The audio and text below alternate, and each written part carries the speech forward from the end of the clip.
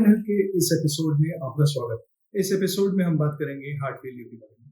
Heart failure basically एक confusing term है। Confusing मैं इसलिए कह रहा हूँ क्योंकि हम लोग जब भी हार्ट फेलियर किसी भी पेशेंट को या उनके अटेंडेंट को बताते हैं, लोगों का उसका इंटरप्रिटेशन अलग अलग होता है। कुछ लोग हार्ट अटैक को हार्ट फेलियर समझते हैं, कुछ लोग सडन कार्डियक डेथ को हार्ट फेलियर समझते हैं। वीडियो का पर्पस सिर्फ ये एक्सप्लेन करना है कि हार्ट फेलियर बेसिकली क्या होता है, कितने टाइप का होता है और हम लोग कब कब ये टर्म यूज करते हैं। हार्ट फेलियर बेसिकली एक अपने आप में बीमारी नहीं है, एक सिंड्रोम है जिसमें कुछ साइंस होते हैं, कुछ सिम्टम्स होते हैं। बेसिकली इसमें जो चीज कॉमन होती है वो ये होती है, लाइंग हार्ट डिजीजेस की वजह से हार्ट में कुछ स्ट्रक्चरल यानी कि उसकी बनावट में कोई परिवर्तन आ जाए या उसमें कुछ फंक्शनल या उसके काम करने के तरीके में कुछ परिवर्तन आने की वजह से जितना उससे एक्सपेक्टेड होता है उतना हार्ट ब्लड आगे पुश नहीं कर पाता।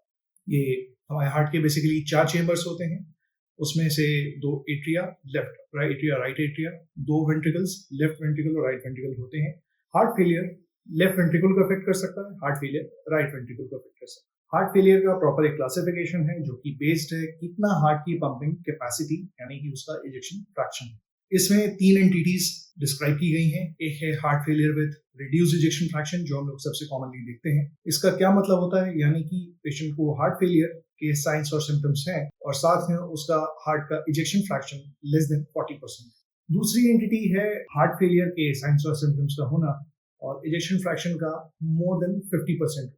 इसको पुराने नॉमेनक्लेचर में डायस्टोलिक हार्ट फेलियर कहते थे, करंटली इसको heart failure with preserved ejection fraction कहा जाता है। इन दोनों के बीच में एक एंटिटी आती है जिसको हम कहते हैं heart failure with mid range ejection fraction, यानी कि हार्ट फेलियर के साइंस और सिम्टम्स होंगे और हार्ट की पंपिंग कैपेसिटी 50 से 40% के बीच में कहीं होती है। अब बात आती है और क्या टाइप्स हो सकते हैं हार्ट फेलियर के। तो हार्ट फेलियर बेसिकली 2 फॉर्म्स में एग्जिस्ट करता है, एक है क्रॉनिक हार्ट फेलियर और दूसरा है acute heart failure. Chronic heart failure यानी कि जिसमें साइंस और सिम्टम्स धीरे धीरे आगे बढ़ते हैं और इसी में अगर कभी सडन डिटेरियोरेशन हो जाए तो उसको हम लोग कहते हैं एक्यूट हार्ट फेलियर या acute decompensated heart failure. Acute decompensated heart failure में यूजुअली पेशेंट को एडमिट करना पड़ता है और इंजेक्टेबल डाययूरेटिक्स या इंजेक्टेबल पेशाब कराने की दवाओं की रिक्वायरमेंट रहती है।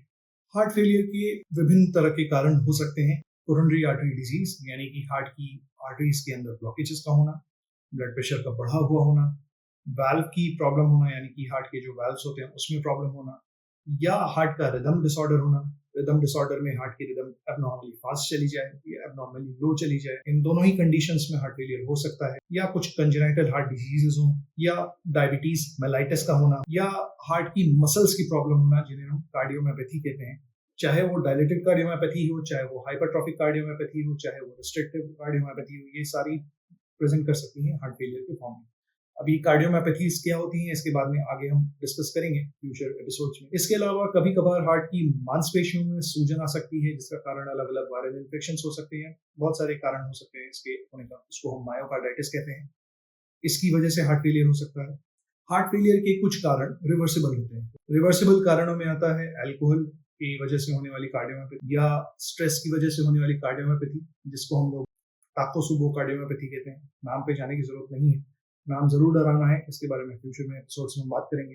या पेरीपार्टम कार्डियोमायोपैथी यानी कि प्रेगनेंसी से रिलेटेड हार्ट की मसल्स में कभी कभार वीकनेस आ सकती है, इसकी वजह से भी रिवर्सिबल हार्ट फेलियर हो सकता है। या कभी कभार वायरल इन्फेक्शंस की वजह से होने वाला हार्ट फेलियर, ये भी एक तरह का रिवर्सिबल हार्ट फेलियर होता है जो कुछ कंडीशंस में रिवर्ट कर जाता है। जैसे जैसे पॉपुलेशन की एज बढ़ रही है, जैसे जैसे हम लोग ज्यादा लंबा जिंदा रह रहे हैं, वैसे वैसे एज के साथ बढ़ने के साथ साथ हार्ट फेलियर का प्रेवलेंस भी बढ़ा जा रहा है। ऐसा कहा जाता है कि लगभग 1 से 2% वयस्कों को दुनिया भर में हार्ट फेलियर का प्रॉब्लम हो सकता है। मेल्स और फीमेल्स दोनों, ऐसा कोई नहीं है जो हार्ट फेलियर से कम अफेक्टेड होता हो, दोनों में ही ये मेल्स या फीमेल्स दोनों में से ऐसा कोई भी नहीं है जो हार्ट फेलियर से इम्यून हो।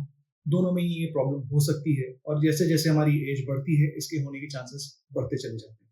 अब बात आती है इसको हम पहचानते कैसे हैं। इसमें कुछ सिम्टम्स होते हैं। मोस्ट कॉमन सिम्टम जो इसमें होता है वो होता है सांस फूलने का। पेशेंट कई बार कहते हैं चलने में सांस फूलने की प्रॉब्लम होने। कई बार ये प्रॉब्लम जब ज्यादा होती है मरीज को सीधा लेटने में भी सांस फूलने लगता है या सोने के 2-2.5 घंटे बाद सांस फूलने की वजह से रात को जगना पड़ता है। इसके अलावा कुछ सिम्टम्स और होते हैं जैसे कि थकान का होना, भूख का न लगना, पेट के ऊपरी हिस्से में राइट साइड में यानी राइट अपर क्वाड्रेंट में पेन का होना, कभी कभार खांसी रह सकती है, स्प्यूटम यानी कि बलगम में पिंक कलर का ब्लड आ सकता है या वेट गेन नोटिस किया जा सकता है।